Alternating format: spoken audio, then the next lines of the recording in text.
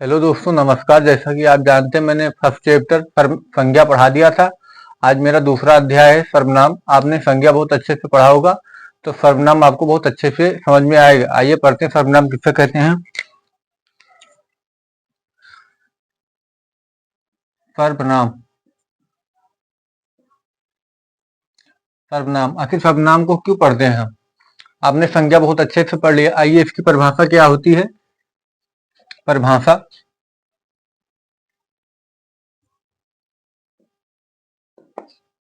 जो सर्वनाम सर्वनाम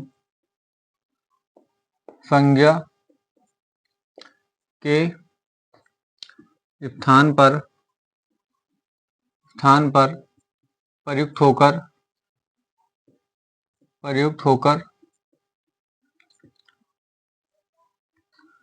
संज्ञा शब्दों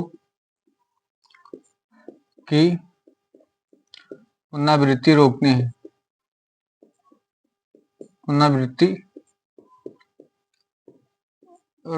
हैं।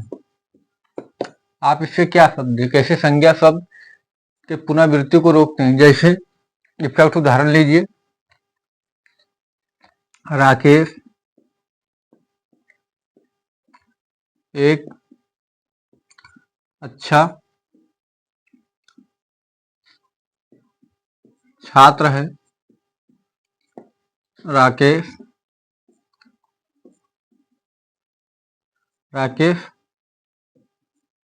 पढ़ने में होशियार है। आप एक चीज नोटिस करिए कि यहाँ पे राकेश आया हो, यहाँ पे राकेश एक व्यक्तिवाचक संज्ञा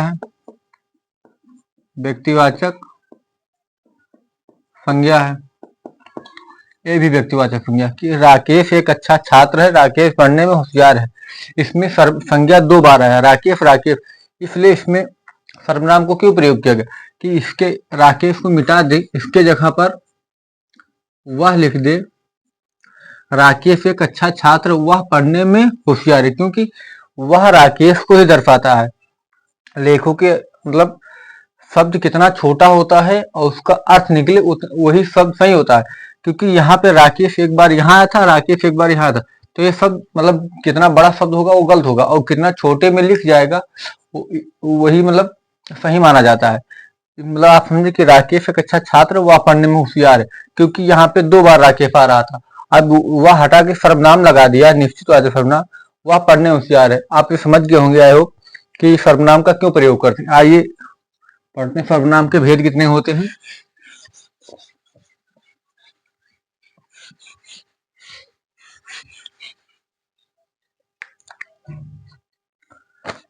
भेद, सर्वनाम के भेद। सर्वनाम के भेद 6 होते हैं। कौन कौन?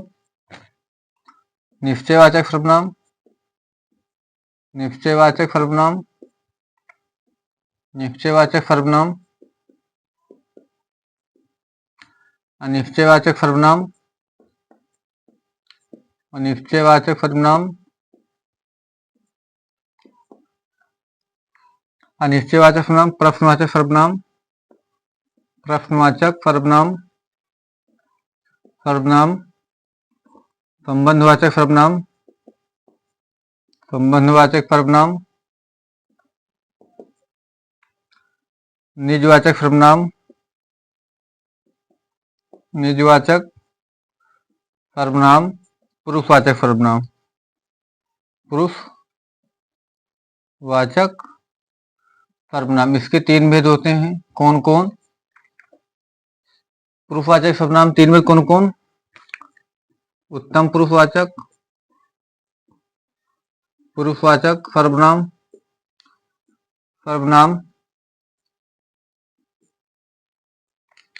मध्यम पुरुषवाचक सर्वनाम, मध्यम पुरुषवाचक सर्वनाम,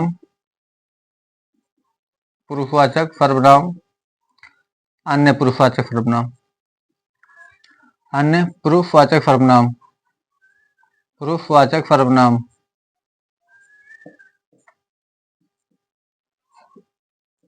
सबसे पहले हम ये पांचों पढ़ते हैं, उसके बाद सबसे लास्ट में हम पुरुषवाचक सर्वनाम पढ़ते हैं। इसे मिटा देते हैं।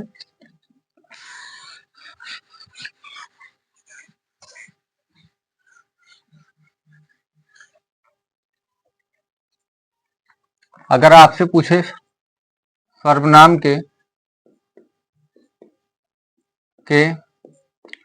कुल शब्दों,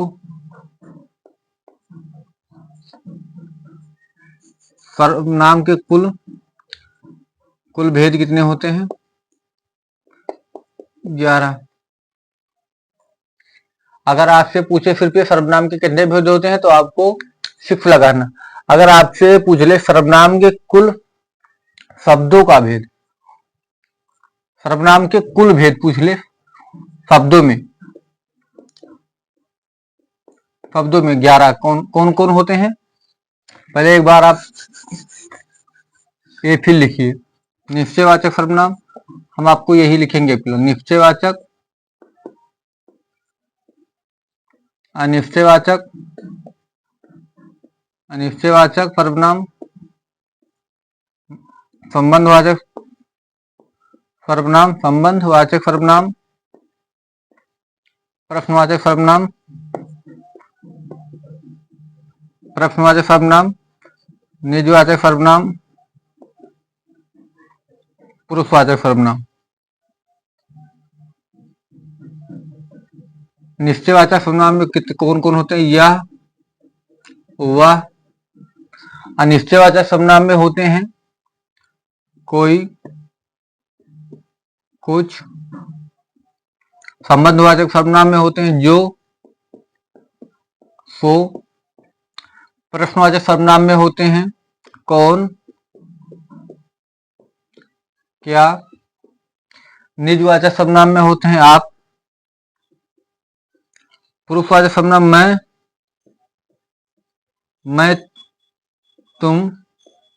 मैं, तुम होते कितने हो गए? 2, 2, 4, 2, 6, 2, 8, 2, 10, 1, 11 हो गए। ये मूल सर्वनाम है, ये सर्वनाम के मूल शब्द है। सर्वनाम अगर पूछ ले आपसे कि सर्वनाम के मूल शब्द कितने होते हैं तो आपको 11 लगाना। आपको ये पूछ ले मतलब प्रश्न में कि सर्वनाम के कितने भेद होते हैं तो 6 भेद होते हैं। आइए एक एक पढ़ते हैं। पहले निश्चयवाचक, फिर ये पढ़ते हैं।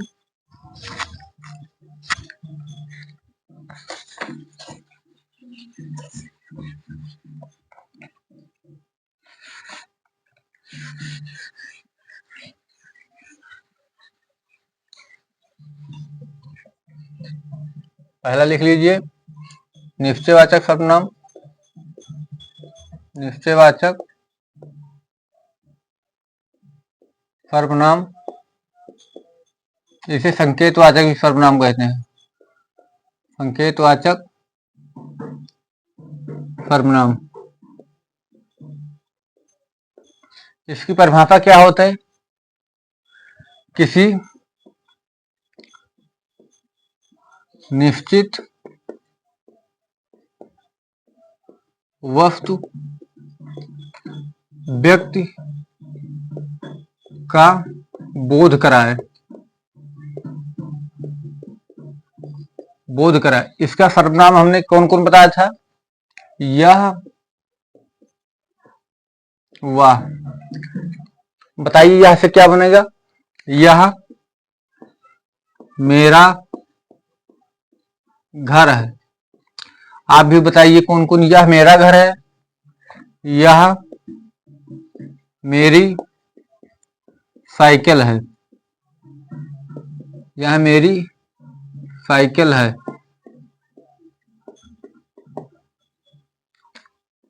वह मेरा कपड़ा है। आप क्या समझे इससे? आप इससे क्या समझे कि यह मेरा घर है, क्योंकि यह मेरा घर है, यह एक सर्वनाम है, यह भी सर्वनाम है, ये मध्यम पुरुषवाचक सर्वनाम है। क्योंकि सर्वनाम का अभी आगे बता रहे, यह मेरा घर है क्योंकि यह निश्चित वस्तु का बोध करा रहा है, निश्चित वस्तु का इशारा दे रहा है कि यह मेरा घर है। यह मेरी साइकिल है, तो साइकिल को एक निश्चित वस्तु का बोध कराता, क्योंकि यह मेरा साइकिल है, वह मेरा कपड़ा है, तो कपड़ा का बोध कराता है, निश्चित वस्तु का बोध कराता। जैसे आप लिख लीजिए, वह वह मेरी गाय है। आप समझे कि वह मेरी गाय है। आप ये उदाहरण तो समझ गए। अब एक पॉइंट इधर लिखिए, नोट इधर लिख लीजिए, नोट में अगर सर्वनाम का पड़ोसी संज्ञा शब्द आ जाए तो वह सार्वनामिक विशेषण हो जाता है। सार्वनामिक विशेषण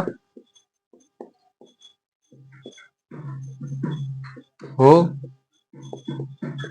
जाता है। जैसे आप ये उदाहरण ले, यही उदाहरण यहां पर दे दीजिए। कैसे, यह घर मेरा है।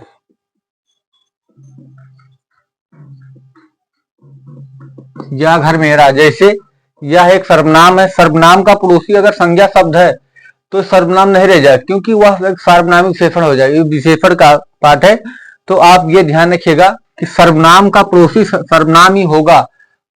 सर्वनाम का पड़ोसी सर्वनाम हो सकता है, संज्ञा शब्द नहीं होगा, क्योंकि संज्ञा शब्द हो जाएगा इसे सार्वनामिक विशेषण हो जाएगा। आप समझे कैसे? एक उदाहरण फिर लीजिए कोई, यह मेरी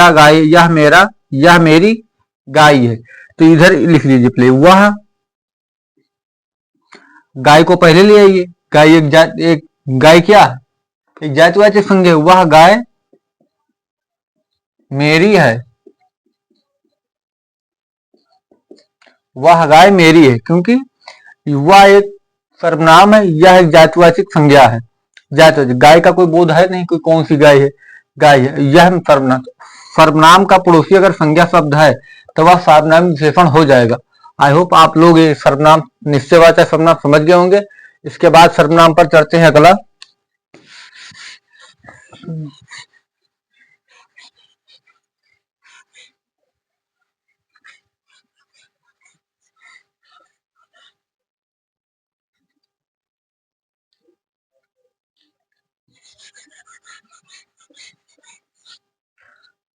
अगला हमारा है सर्वनाम दूसरा, अनिश्चयवाचक सर्वनाम। अनिश्चयवाचक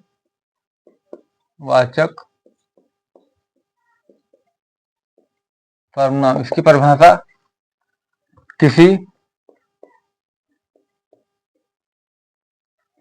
अनिश्चित वस्तु का या व्यक्ति का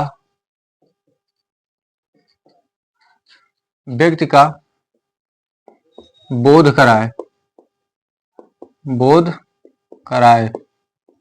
अनिश्चयवाचक सर्वनाम कहते हैं। जैसे इसमें क्या हमने बताया था, सर्वनाम कोई,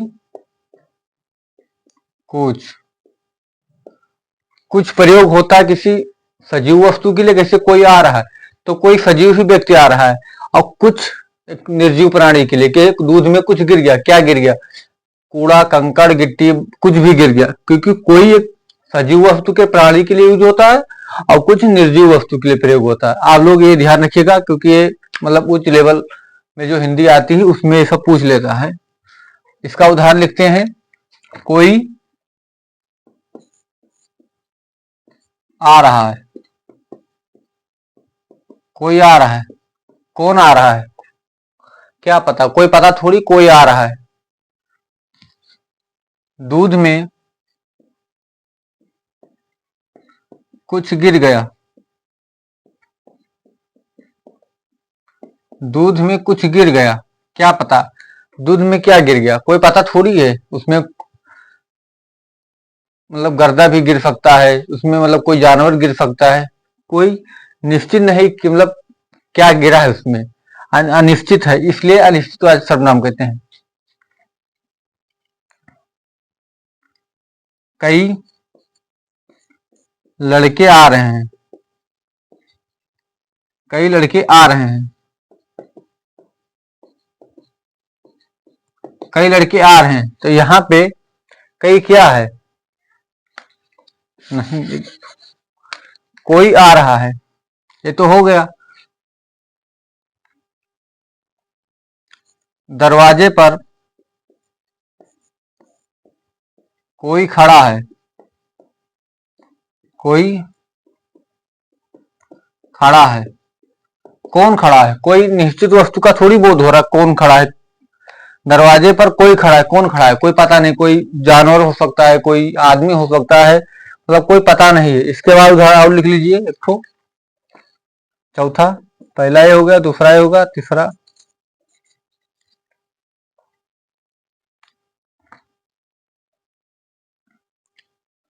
कोई गाना गा रहा है, कोई गाना गा रहा है, कौन गा रहा है? कोई निश्चित वस्तु का थोड़ी पता है कि कौन गा रहा है। आप ये समझ गए होगा, किसी निश्चित वस्तु का बोध कराए उसे हम अनिश्चितवाचक सर्वनाम कहते हैं। इसके बाद तीसरा सर्वनाम हमारा कौन सा था? प्रश्नवाचक सर्वनाम।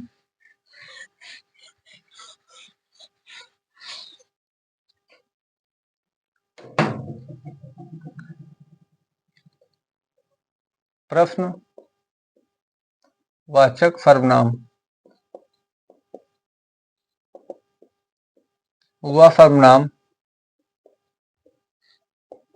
जो प्रश्न पूछने का प्रयोग करते हैं,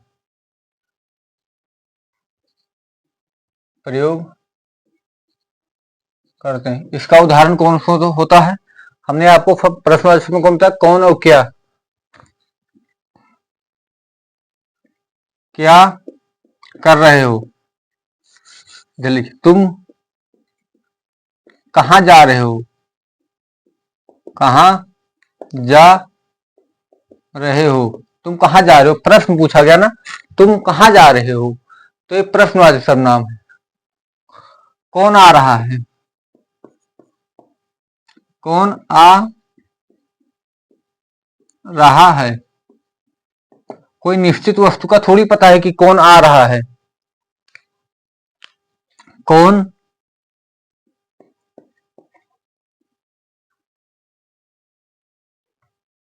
आप लोग उदाहरण सोचिए, क्योंकि हमारे लिखने से कुछ नहीं होगा।